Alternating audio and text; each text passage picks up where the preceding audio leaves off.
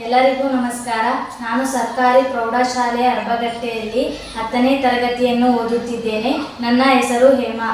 ನಾನು ಕನ್ನಡ ಭಾಷೆ ಶಿಕ್ಷಕರಾದ ರವಿ NS ಸರ್ ಇವರು ನಮಗೆ ಕನ್ನಡ ಭಾಷೆಯ ಪಾಠ ಮತ್ತು ಪದ್ಯಗಳನ್ನು ಸ್ಪಷ್ಟವಾಗಿ ಹೇಳಿ ಅರ್ಥವಾಗುವಂತೆ ಹೇಳಿ ಮತ್ತು ಮನಮುಟ್ಟುವಂತೆ ಹೇಳಿಕೊಡುತ್ತಾರೆ.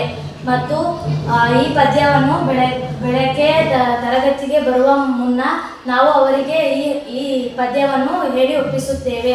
ಮತ್ತು ಪಾಠ ಪದ್ಯಗಳು ಮುಗಿದ ನಂತರ ಒಂದೊಂದಾಗಿ ಘಟಕ ಪರೀಕ್ಷೆಗಳನ್ನು ಮಾಡುತ್ತಾರೆ. ಮತ್ತು ಬೆಳಗ್ಗೆ 9 ಗಂಟೆಗೆ ಬಂದು 10 ಗಂಟೆಯವರೆಗೆ ವಿಶೇಷ ತರಗತಿಯನ್ನು ನೀಡುತ್ತಾರೆ. ಮತ್ತು ಸಂಜೆ 5 ಗಂಟೆಯಿಂದ 6 ಗಂಟೆಯವರೆಗೆ ಗುಂಪು ಅಭ್ಯಾಸ ಚರ್ಚೆಯನ್ನು ಮಾಡುತ್ತಾರೆ. ಮತ್ತು ಇವರು ನಮಗೆ ಉನ್ನತ ಗುಣಮಟ್ಟ ಶಿಕ್ಷಣ ಅಂಕವನ್ನು ಪಡೆಯಲು ಇವರು ನಮಗೆ ಎಲ್ಲ ಸಮಸ್ಯೆಯ ಪರಿಹಾರಗಳನ್ನು ಹೇಳಿಕೊಡುತ್ತಾರೆ. ಮತ್ತು ಇವರು ಕನ್ನಡ ಭಾಷೆಗೆ